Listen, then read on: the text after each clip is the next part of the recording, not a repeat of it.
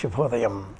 భాస్కరాయ విద్మహే మహద్యుతికరాయ ధీమహి తన్నో ఆదిత్య ప్రచోదయాత్.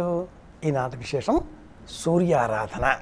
అలాగే సేతుబంధ రామేశ్వర ప్రతిష్ఠా దినోత్సవం ఈరోజు మరొక విశేషం దశపాపహర వ్రతం అనే వ్రతాన్ని పాటించాలి.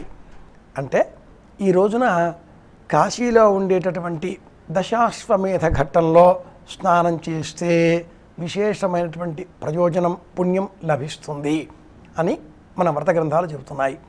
అలాగే ఈనాటి మరొక విశేషం ప్రత్యేకంగా గోపద్మ వ్రతం అనే వ్రతం.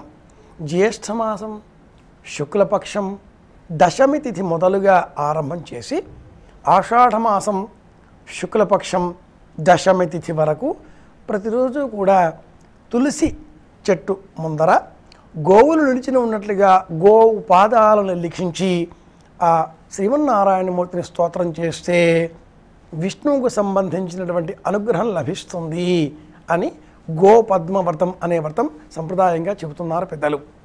గోవులను రక్షించడం ఈ రోజు నుంచి ప్రత్యేకంగా మనం ఒక దీక్షగా స్వీకరిద్దాం. విశేషించి ఆదివారం సూర్యారాధన అని మొదటగా చెప్పుకున్నాం. సూర్యనారాయణమూర్తిని రోజు మనం విటమిన్ డి కోసం సౌరకాంతి ఈ దేహాన్ని లభించే విధంగా వ్యవహరించాలి.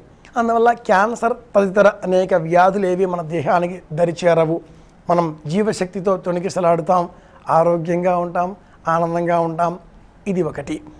ఇందు నిమిత్తమై ఆదివారం నాడు గోధుమ నూక పాయసం చేయడం, గోధుమ నూకను ఆహారంగా స్వీకరించడం, సూర్యనారాయణమూర్తికి సంబంధించినటువంటి ఆదిత్య హృదయం తదితర స్తోత్రపాఠాదులను చెప్పడం, వైదిక మార్గావలంబులు ఈ రోజున అరుణం అనేటటువంటి వేద భాగాన్ని పారాయణం చేయడం. ఇందువల్ల ఆరోగ్యం చేకూరుతుంది.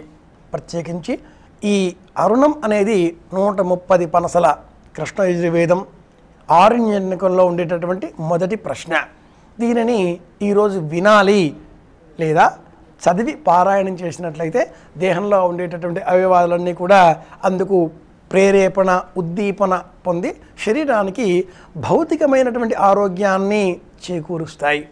మనం పవిత్రమైన భావనలతో వింటున్నాం అనేటటువంటి ఆలోచనల కారణంగా మానసికంగా కూడా మనం ఇతోధికంగా బలాన్ని శక్తిని పెంపొందించుకున్న వాళ్ళం అవుతాం. కనుక ఆ భాగం అరుణం దాని పేరు. ఈ అరుణాన్ని ఈరోజు వినే ప్రయత్నం చేద్దాం. ఒకవేళ పెద్దవారు వచ్చిన వారు పండితులు ఉంటే వారిని ఆహ్వానించి వారి ద్వారా వినే ప్రయత్నం చేద్దాం. రెండవ విశేషం దశాశ్వమేధ ఘట్టంలో ఈరోజు స్నానం చేయాలి. ఎందుకని ఇలా చెప్పారు? మన ప్రాంతంలో ఒక విశ్వాసం ఉంది. రామేశ్వరానికి వెళ్ళి శివ దర్శనం చేసుకొని అక్కడ మట్టిని తీసుకువెళ్ళి కాశీలో ఉండేటటువంటి ఆ గంగా నదిలో కలపాలి. లేదా రామేశ్వరంలో ఉండేటటువంటి నీటిని సేకరించి కాశీకి వెళ్ళి కాశీలో ఉండే విశ్వేశ్వరునికి అభిషేకం చేసి కాశీలో ఉండేటటువంటి గంగా నది ఒడ్డున స్నానం చేసి అక్కడ మట్టిని తీసుకువచ్చి రామేశ్వరంలో కలపాలి. ఉభయత రెండు విధాలుగా కూడా మనకు లోకంలో ప్రచారంలో ఉంది. రెండింటికి సంబంధం ఇదిగో ఈరోజు పండుగ. రామచంద్రమూర్తి వారు రావణ వధ అనంతరం తనకు వచ్చినటువంటి బ్రహ్మహత్యా మహాపాతకాన్ని తొలగించుకునే నిమిత్తమే ఏం చెయ్యాలా అని పండితులతో సంప్రదింపులు చేసిన పిమ్మట ఇదిగో ఇలా శివలింగ ప్రతిష్ఠ చేస్తే క్షేమం కలుగుతుంది అని వారు చెప్పారు. అందు నిమిత్తమై రామచంద్రమూర్తి వారు రామేశ్వరంలో శివలింగ ప్రతిష్ఠ చేశారు అని మనకు పౌరాణిక ప్రపంచం చెబుతుంది. ఆ కథలను అనుగుణంగా సంప్రదాయం ఈ రోజున ప్రత్యేకించి రామేశ్వర ప్రతిష్ఠా మహోత్సవం అన్న పేరిట ఒక ఉత్సవాన్ని పాటించాలి, శివలింగాన్ని అర్చించాలి అన్నది. అదే రకంగా జ్యేష్ఠమాసం శుక్లపక్షం దశమి తిథి. ఈ తిథికి ధర్మరాజు అధిపతి. మనం చేసేటటువంటి అనేక పాపపుణ్యాదులను బేరీజు వేసేటటువంటి వాడు అతడే సంయమి వరుడు. ఈ మనం చెప్పుకునే ధర్మరాజు భారతంలో ఉండేవాడు కాదండోయ్, యమధర్మరాజు అని చెప్పుకోవాలి. ఆ సంయమి వరుడు పాపపుణ్యాదులను బేరీజు వేసినప్పుడు 1 నుంచి 9 వరకు ఉండేటటువంటివి పూర్ణ సంఖ్యలు. 9 పూర్ణావతారం పరమేశ్వర సంబంధితం. 10 0 1తో కూడుకుని ఉంటుంది. ఆ పిమ్మట మళ్ళీ 1 వచ్చేది. నిజానికి 10లో కూడా మళ్ళీ 1 ఏర్పడింది. దశావతార వృత్తాంతం కూడా ఇదే అర్థం.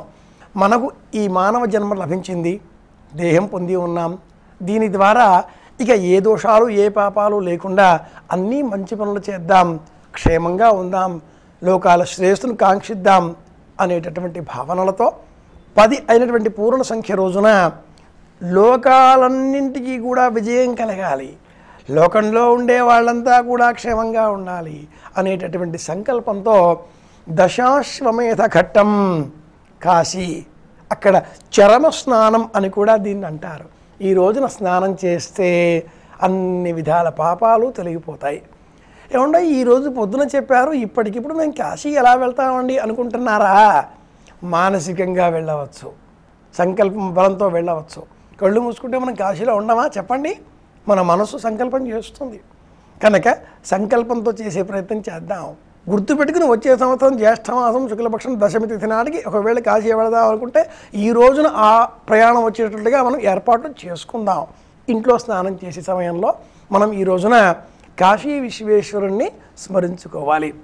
అలాగే అయోధ్య, మధుర, మాయా, కాశీ, కాంచీ, అవంతిక, పురి, ద్వారవతి చేవ సప్తైతే మోక్షదాయికాః అనే శ్లోకాన్ని ఈరోజు జ్ఞాపకం చేసుకుందాం.